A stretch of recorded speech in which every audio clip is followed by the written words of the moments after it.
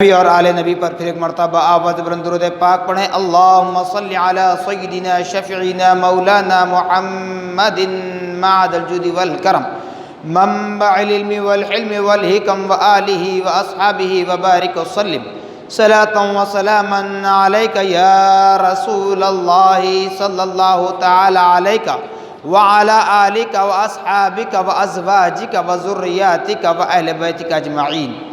سبحان ربک رب العزت عما یصفون وسلام علی المرسلین والحمد للہ رب العالمین۔ الحمدللہ، تمام تعریفیں اس ذات اقدس کے لیے ہیں جو سارے عالموں کا پروردگار ہے، جس نے ساری کائنات کو پیدا فرمایا، ساری کائنات کو روزی دے رہا ہے اور میدان محشر کا مالک و مختار ہے۔ یقیناً اس خدا رب ذوالجلال کا بڑا ہی شکر احسان عظیم ہے کہ اللہ رب العالمین نے ہم اور آپ کو اپنی تمام پیدا کردہ مخلوقات میں انسان بنا کر پیدا فرمایا اور ساتھ ہی ساتھ ہمیں اشرف المخلوقات کے درجے سے سرفراز فرمایا۔ اللہ جل جلالہ و عما نوالہ کا بڑا ہی شکر احسان عظیم ہے کہ اس نے ہمیں اپنے نبی مکرم رسول محتشم صاحب لولاک باعث تخلیق کائنات فقر موجودات تاجدار مدینہ حضرت محمد مصطفیٰ احمد مجتبیٰ صلی اللہ تعالی علیہ وسلم کی امت ببرکت میں پیدا ہونے کا اعزاز بخشا۔ الحمدللہ ثم الحمدللہ، آج تک اور اب تک بھی ہمیں باقید حیات رکھا تاکہ ہم اپنے معبود برحق اور رسول مقبول صلی اللہ تعالی علیہ وسلم کی رضا و خوشنودی حاصل کر سکیں۔ معزز سامعین محترم، جیسا کہ قرآن مقدس کی جس آیت مبارکہ کو تلاوت کرنے کا شرف حاصل کیا گیا، اس آیت مقدسہ میں اللہ رب العالمین ارشاد فرما رہا ہے وَعَمَّا بِنِعْمَةِ رَبِّكَ فَحَدِّثْ، کہ اے بندگان خدا، اے اللہ کے بندو، تم اپنے رب کی نعمتوں کا چرچا کرو، تم اپنے رب کی نعمتوں کا چرچا کرو۔ سامعین محترم، چرچا کرنے سے مراد ہمیں بازاروں میں چوراستوں پر نکلنا نہیں ہے، نہ کوئی بینڈ باجا بجانا ہے، بلکہ اللہ سبحانہ و تعالیٰ کی نعمتوں کا چرچا کرنا اس کی حمد و ثنا کے ذریعے، اس کی عبادت و ریاضت، ذکر و اذکار، تسبیح و تحلیل کے ذریعے، نبی مکرم صلی اللہ تعالی علیہ وسلم کے بتائے ہوئے اعمال پر عمل کرنا، یہ اس کی نعمتوں کا چرچا کرنا ہے۔ اللہ رب العزت نے اپنے انعام یافتگان بندوں کو جس جس حیثیت سے نوازا ہے، ان تمام چیزوں کو پیش نظر رکھ کر ان کی تعظیم بجا لاتے ہوئے ان کے نقش قدم پر چلنے کی کوشش کرنا، یہ رب کی نعمتوں کا چرچا کرنا ہے۔ جیسے اہل سنت والجماعت کے نزدیک پیری مریدی کا بھی ایک طریقہ ہے۔ پیر اور مرید تو یہاں پر یہ بتلایا جاتا ہے، ابھی میں جس شخصیت کا ذکر کرنا چاہ رہا ہوں، جس عظیم المرتبہ شخصیت کا، وہی تحریر فرماتے ہیں کہ پیر ہو تو پیر کامل ہو اور مرید ہو تو مرید صادق، یعنی جب اس پیر کو دیکھے تو اس کی نظر میں خدا دکھ جائے، اس کے اعمال میں خدا یاد آ جائے، جس کو دیکھنے سے خدا یاد آ جائے۔ اور مرید بھی ہو تو آج ہم جیسا نہیں، مرید ہو تو ابو بکر جیسا، فاروق اعظم جیسا، عثمان غنی جیسا، حضرت علی کرم اللہ اجمعین جیسا، کہ جب وہ نبی مکرم صلی اللہ تعالی علیہ وسلم کے ساتھ رہتے، کچھ دیر کے لیے اپنے گھر چلے آ جاتے تو بڑے بے چین و بے قرار ہو جاتے، جبکہ سارا وقت، سارا دن آپ نبی پاک صلی اللہ علیہ وسلم کے ساتھ ہیں، مگر کچھ ضروریات کے لیے، کچھ حاجات کے لیے اپنے گھر جب آتے ہیں تو بے چین ہوتے ہیں۔ کیوں؟ اس لیے کہ ایک لمحہ بھی اگر نبی کون و مکان صلی اللہ تعالی علیہ وسلم کے رخ زیبا کی زیارت نہ ہوتی تو وہ بے چین و بے قرار ہو جاتے۔ تو یہ ہے، مرید ہو تو مرید صادق۔ تو مطلب کیا؟ آج کے دور میں ہم یہاں ہیں تو کسی کے پیر لندن میں ہے، کوئی پیرس میں ہے، کوئی دبئی میں ہے، کوئی شارجہ میں ہے۔ اس کو پیری مریدی نہیں کہتے صاحب۔ پیری مریدی کا مقصد اصل ہمارے پاس یہی ہے۔ اس بات کو اچھی طرح ذہن میں بٹھا لیں۔ اگر کوئی پیری مریدی پر اعتراض کرتے تو وہ بھی اچھی طرح ذہن میں بٹھا لیں۔ پیری مریدی کا مقصد ہمارے پاس صرف پیر پڑوانا، پیر چومنا، دست بوسی کرنا نہیں ہے۔ پیری مریدی کا مقصد اسلام کی حقانیت کو جاننا، رب کی ربوبیت کو جاننا، رسول اللہ کی رسالت کو جاننا، دین اسلام پر عمل کرنا مقصد ہے، تاکہ جس وقت تم پیر کے قدموں میں ہو اس سے اسلامی تعلیمات کو حاصل کریں، خدا کی رضا، رسول اللہ کی رضا کو حاصل کریں، اور اس فنا ہونے والی دنیا میں جب تک زندہ رہیں تو کیسے اعمال کو اختیار کرنا ہے، سکرات کا عالم کیا ہوگا، قبر کی زندگی کیا ہوگی، میدان محشر کی زندگی کیا ہوگی، دائمی زندگی کا ٹھکانہ اور فیصلہ کیسے ہوگا، یہ ہمیں اپنے پیر سے جاننا ہوگا۔ جب آپ کو جوڑا گیا ہے تو بس پیر سے ایسے جڑے رہیے۔ مرید یہاں اور پیر سات سمندر پار، ایسے نہیں چلتا، اس سے فیض نہیں ملتا، محبت نہیں بڑھتی، خدا کا دیدار نہیں ملتا۔ تو اسی لیے کہا جا رہا ہے کہ اللہ پاک نے نبی محمد الرسول اللہ صلی اللہ تعالی علیہ وسلم پر جس وقت نبوت کا دروازہ بند کر دیا، نبوت کا سلسلہ ختم کر دیا، آپ کو خاتم الانبیاء بنا کر اس روئے زمین پر جلوہ گر فرمایا، تو وہیں پر نبی محمد الرسول اللہ صلی اللہ علیہ وسلم کی امت بابرکت میں صحابہ کو پیدا فرمایا، تابعین کو پیدا فرمایا، تبع تابعین کو پیدا فرمایا، مفسرین کو پیدا فرمایا، محدثین، فقہاء، ائمہ اربعہ، سلاسل طریقت، یہ سارے مراحل طے کیے۔ کیوں؟ کہ دنیا کے کسی خطے میں، دنیا کے کسی حصے میں، زمین کے کسی مقام پر میرے بندوں کو دین اسلام سے محروم نہ کیا جائے، تاکہ ان تک میرا پیغام، میرا میسج جاتا رہے اور ان کو راہ راست ملتی رہے۔ تو اسی لیے کہتے ہیں کہ جب اللہ والے کی بارگاہ میں جاؤ، اللہ والے کی بارگاہ میں جاؤ تو وہاں دنیا کو بازو رکھ کر چلے جاؤ۔ جب اللہ والوں کے پاس جاؤ اس مقصد کے تحت کہ مجھے یہاں سے فیض عطا ہو، خدا کی قدرت کا کرشمہ ظاہر ہو، اولیاء اللہ کے پاس جب جاؤ تو ان کی نظر میں نظر ملاؤ، اس خیال سے نہیں کہ انانیت میں آ کر، اس اعتبار سے کہ ان نظر میں، ان اللہ والوں کی نظر میں خدا کا دیدار کر سکو، ان اللہ والوں کی نظر میں نبی کا دیدار کر سکو، ان اللہ والوں کی نظر میں قرآن و حدیث کو پڑھ سکو۔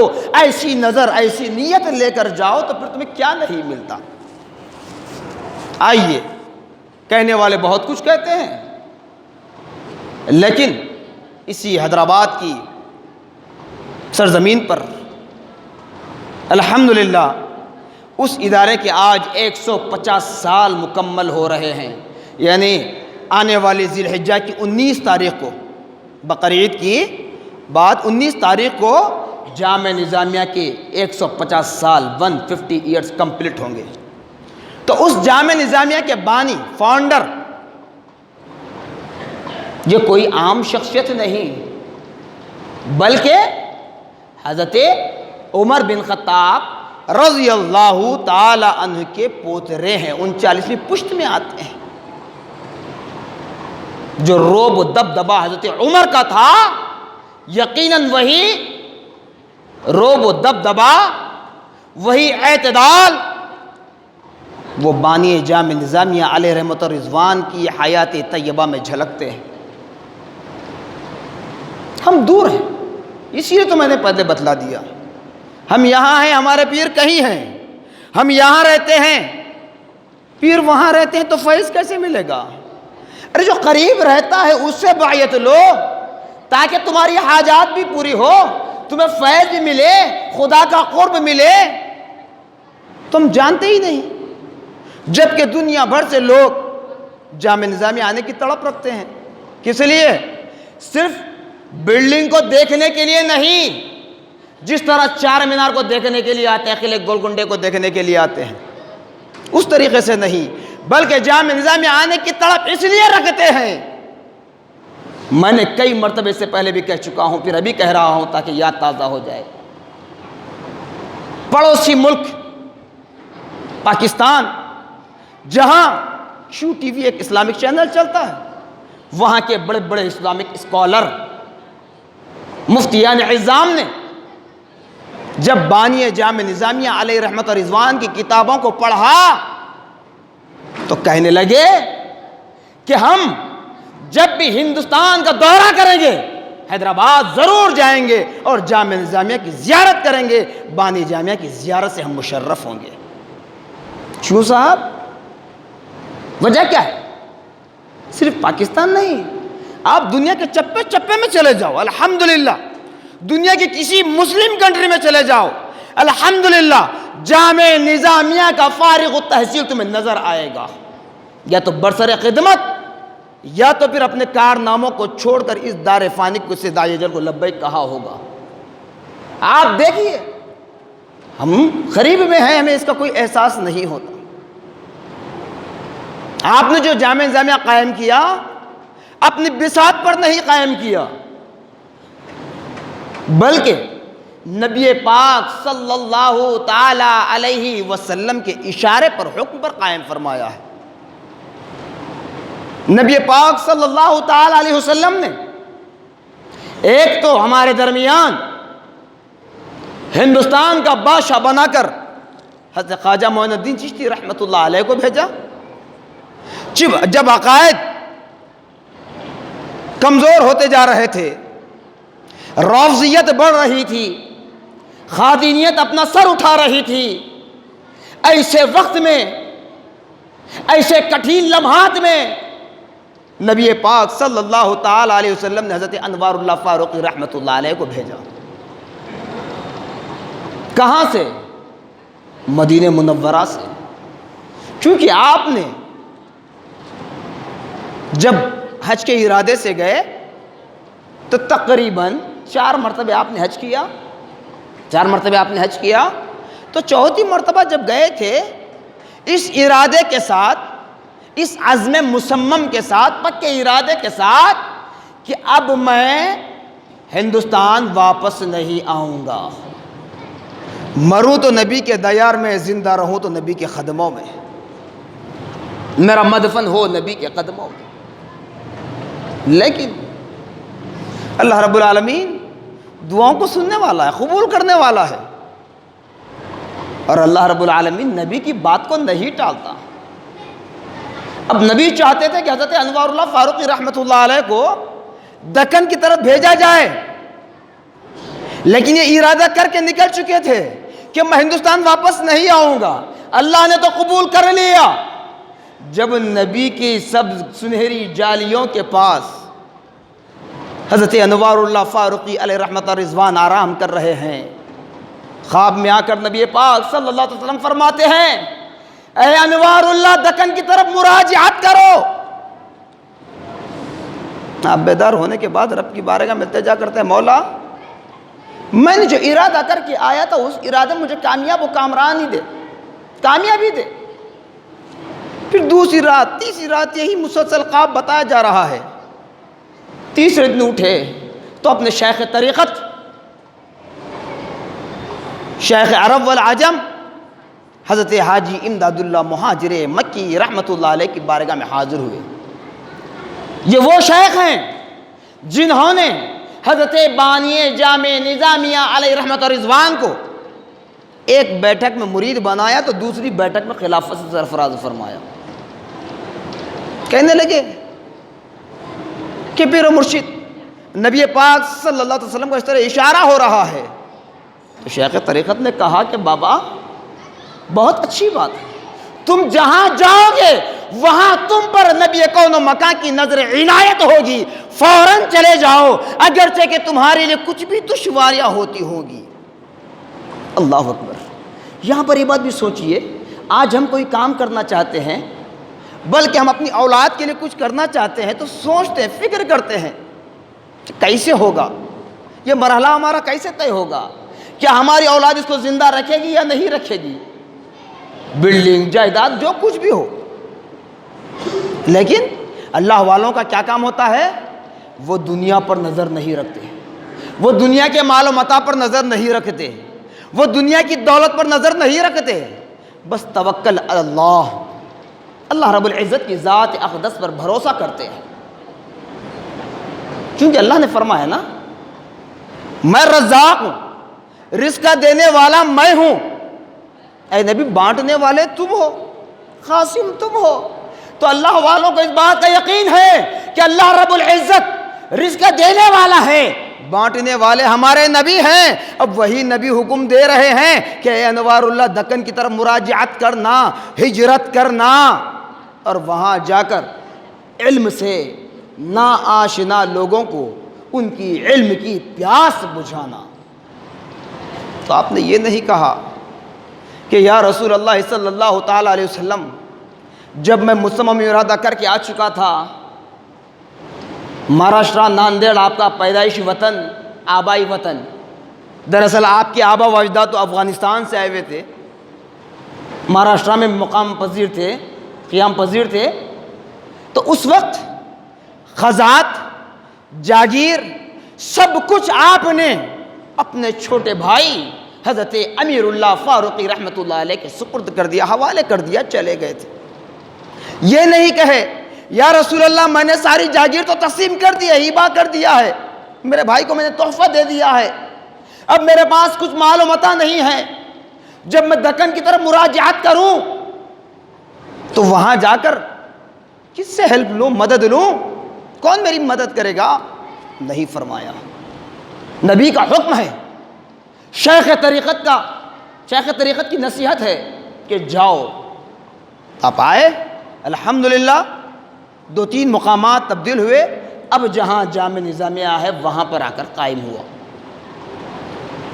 تو کہنے کا مقصد یہ ہے، تقوی و توکل، پرہیزگاری، یہ اصل بنیاد تھی اس جامع نظامیہ کی، جو آج الحمدللہ 150 سال اپنے مکمل کر رہا ہے، اور بڑی ہی ذمہ داری کے ساتھ، بڑے ہی فخر کے ساتھ. اس کا مطلب یہ نہیں کہ میں وہاں کا پڑھا ہوا ہوں تو کہوں، نہیں، بلکہ دکن کا ہر باشندہ، دکن میں رہنے والا، ریاست تلنگانہ میں رہنے والا بڑے فخر کے ساتھ کہتا ہے کہ دور مسلم حکمرانی میں اس جامع نظامیہ کی بنیاد رکھی گئی. تو سلاطین آصفی دور کے بادشاہوں نے آپ کے سامنے زانوئے ادب طے کر کے علم حاصل کیا. وہ شان ہے کہ جامع نظامیہ کو صرف ایسے قائم نہیں کیا، اللہ کی رضا ہے، نبی کا حکم ہے، تقوی و توکل اس کی اساس ہے، فاؤنڈیشن اس کا تقوی و توکل ہے، جس کی وجہ سے آج بھی وہ جامع نظامیہ چل رہا ہے. کیسے حالات پیدا نہیں ہوئے بتائیے. بزرگ حضرات بیٹھے ہیں، پولیس ایکشن کے واقعات کو یاد کیجئے. اس وقت کیا تھا، آزادی کا وقت کیا تھا، لیکن وہ جامع نظامیہ کا دروازہ بند نہیں ہوا. جب ایسے مشکل حالات میں اللہ اس کے رسول نے اس جامع نظامیہ کی حفاظت فرمائی، اس کی مدد کی. یہ آپ ہی کے تعاون سے جامع نظامیہ چل رہا ہے، اور تاریخ شاہد ہے، تاریخ گواہ ہے کہ اس جامع نظامیہ میں 1 روپیہ بھی آپ سے فیس نہیں لی جاتی، نہ منتھلی نہ ایئرلی۔ سوچئے کون چلائے گا اتنا بڑا ادارہ؟ آج بھی آپ کے بھائی کی اولاد باقاعدہ حیات ہیں، لیکن آپ نے جامعہ نظامیہ کو اپنے افراد خاندان کے حوالے نہیں کیا، بلکہ ملت اسلامیہ کے حق میں چھوڑ دیا۔ بتاؤ، اور صرف جامعہ نظامیہ ایک یہ ادارہ نہیں ہے۔ حیدرآباد کی جو تاریخی مکہ مسجد ہے، جب مکہ مسجد آپ داخل ہوں گے، بائیں جانب لیفٹ سائڈ میں جو لائبریری ہے، اس کے آگے بڑھیں تو ایک بورڈ نظر آئے گا، مدرسے شاہی حفاظ، اس کو بھی آپ نے قائم فرمایا۔ عثمانیہ یونیورسٹی کے پیچھے دائرۃ المعارف جو ہے، جو تحقیقی ادارہ ہے، ریسرچ سینٹر ہے، بڑے بڑے اسکالرز کے لیے وہاں سے مدد کی جاتی ہے، اس کو بھی آپ نے قائم فرمایا۔ کتب خانہ آصفیہ، جس کا نام بالکل بدل دیا گیا ہے، اور یہ ہماری کوتاہیوں کا نتیجہ ہے کہ ہم جاتے نہیں، اردو کو پڑھتے نہیں۔ آج کتب خانہ آصفیہ جا کر سینٹرل لائبریری کا نام دیا گیا، افضل گنج کے پاس، اس کو بھی آپ نے قائم فرمایا۔ ارے بلکہ آج ہم جو حلال گوشت کھا رہے ہیں، وہ بھی آپ ہی کا فیضان ہے۔ کیا آپ نے ایک سلیبس بنا دیا؟ کہا کہ اس سلیبس کو پڑھ کر جو قابل ہو اس کا ایگزام ہوگا، جب وہ پاس ہو جائے اس کے پاس وہ ملا کی سرٹیفکیٹ ہو تو وہی مسلک میں کمیلے میں ذبح کر سکتا ہے، کوئی اور شخص ذبح نہیں کر سکتا۔ اور کیا بتاؤں؟ اگر بتانے بیٹھوں تو وقت تو کافی نہیں، بلکہ رات اور دن نکل جائیں گے۔ میں اپنی طرف سے کچھ نہیں کہتا، تاریخ گواہ ہے۔ پچھلے تقریباً 2 سال سے عوام الناس جہاں پریشانی کے عالم میں مبتلا ہے، جو مسلمانوں کے لیے قانون بن رہا ہے کہ مسلمان کو ختم کر دیا جائے، اب ہمارے پاس وہ ریکارڈ نہیں ہے۔ پہلے سب مینول ریکارڈ ہوتے تھے، ہاتھ سے لکھ کے جاتے تھے، کسی کے پاس کچھ ہے، کسی کے پاس کچھ نہیں، کسی کے پاس تو کچھ بھی نہیں تھی۔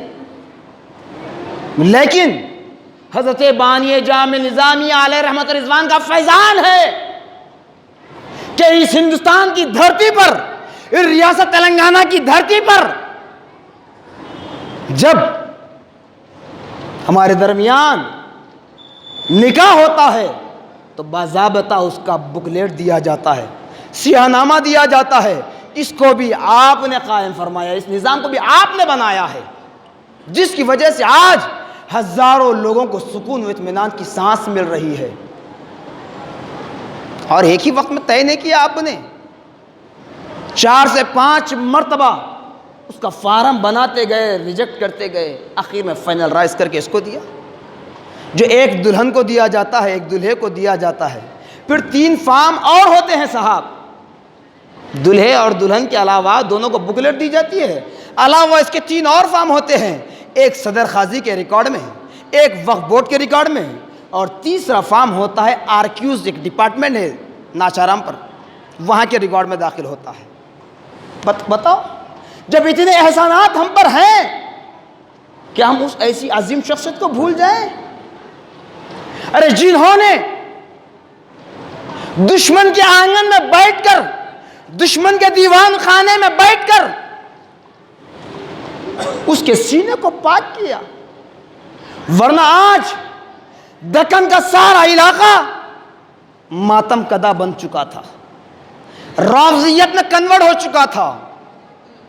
یہ حضرت بانی جامع نظامیہ علیہ رحمت و رضوان کا تصدق ہے، فیضان ہے کہ آپ نے اس رافضیت کو ختم کیا۔ اور آپ دیکھ لیں، حکومت کے انڈر میں جو مساجد ہوتے ہیں وہاں یہ سب چیزیں نہیں ہوتی، لیکن حضرت بانی جامع نظامیہ علیہ رحمت و رضوان نے مکہ مسجد میں 12 ربیع المنور کے دن ہر سال خطبہ میلاد کا اہتمام کیا. الحمدللہ آج بھی جاری و ساری ہے.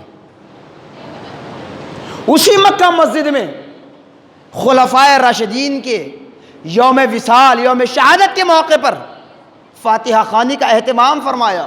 آج تک بھی وہ سلسلہ جاری و ساری ہے. اجمیر شریف جائیں، وہاں بھی ایک مدرسہ نظر آئے گا، دارالمعینیہ اجمیریہ، اس کو بھی آپ نے قائم فرمایا. اس مدرسے سے بھی جنوبی ہند کے علاوہ شمالی ہند کے کئی بڑے بڑے علماء وہاں سے فراغت حاصل کی. کئی بڑے بڑے علماء. تبھی تو ہندوستان کے علاوہ، مسلم ممالک کے علاوہ غیر مسلم ممالک میں بھی، آپ امریکہ میں بھی چلے جائیں، الحمدللہ ابھی امریکہ میں بھی نوجوان عالم دین جامعہ نظامیہ کے نائب مفتی وہاں اپنی خدمات انجام دے رہے ہیں. دنیا کے چپے چپے میں ہے. لیکن افسوس صد افسوس ہمیں اس بات کا احساس ہی نہیں ہوتا کہ یہ تو ہمارے بغل میں ہے، ہمارے بازو ہے، ہم جا کر کبھی دیکھتے نہیں. تو اسی لیے ہر سال آپ کو دعوت دی جاتی تھی کہ آئیے اس منظر کو ملاحظہ کیجئے. الحمدللہ بڑے فخر سے کہتا ہوں کہ ابھی میں جو شاید زیب تن کیا ہوں، پہنا ہوا ہوں، یہ بھی میری فاضل کی خلط کا شایہ ہے. الحمدللہ. یقیناً وہ منظر بڑا عجیب ہوتا ہے. بلکہ ہمارے اساتذہ فرماتے تھے کہ بابا ہمیں نکاح کے دن بھی اتنی خوشی نہیں ملتی جس دن جامعہ نظامیہ میں فاضل مکمل ہونے پر دستار بندی کی جاتی ہے، خلط پہنائی جاتی ہے، اور جو طلبہ حفظ قرآن مکمل کرتے ہیں ان کی دستار پہنائی جاتی ہے، ان کو خلط پہنائی جاتی ہے. اس دن جو خوشی ملتی ہے شاید ہی ہماری جب نئی زندگی کا سلسلہ شروع ہو، ہماری زندگی میں ایک اجنبی لڑکی خاتون ہماری شریک حیات بن کر آئے، اس وقت بھی میں وہ خوشی میسر نہیں آتی. یقیناً ہم نے اس کو آزمایا ہے. تو بہرحال اس مرتبہ حالات کے پیش نظر مہلک بیماری کا بہانہ، حکومت کے آرڈرز نہ ہونے کی وجہ سے ہمارے استاد محترم مفتی خلیل احمد صاحب قبلہ ادام اللہ فیضهم العالیہ نے مشاورتی اجلاس رکھ کر یہ طے کر دیے ہیں، یہ فیصلہ لیے ہیں کہ اس مرتبہ 29 جمادی الاولیٰ کو حضرت بانی جامعہ نظامیہ علیہ رحمۃ رضوان کے سالانہ عرس کی جو تقاریب ہوا کرتی تھی، جو جلسہ تقسیم اسناد کا انعقاد عمل میں لایا جاتا تھا، اس مرتبہ اس کو ملتوی کیا جا رہا ہے. صرف اور صرف بعد نماز عصر قرآن خوانی ہوگی، قبل از مغرب چادر گل افشانی ہوگی مزار پر انوار پر، اس کے بعد مغرب ادا ہوگی، سب اپنے اپنے گھر چلے جائیں. اور بطور خاص اضلاع ڈسٹرکٹ سے آنے والوں کو بھی منع کیا گیا ہے. تو لہٰذا آپ تمامی حضرات سے بھی مؤدبانہ التماس ہے، جو آپ حضرات یہاں سے وہاں جامعہ نظامیہ کو تشریف لایا کرتے تھے، تو اس مہلک بیماری کی وجہ سے، حکومت کی گائیڈ لائنز نہ آنے کی وجہ سے روکا جا رہا ہے. تو آپ یہیں سے فاتحہ خوانی کریں، ایصال ثواب کریں، اور اپنے لیے اولیاء اللہ کے راستے کو، ان کے دامن کو تھامنے کی کوشش کریں. جزاکم اللہ خیرا جزا، وآخر دعوانا الحمدللہ رب العالمین.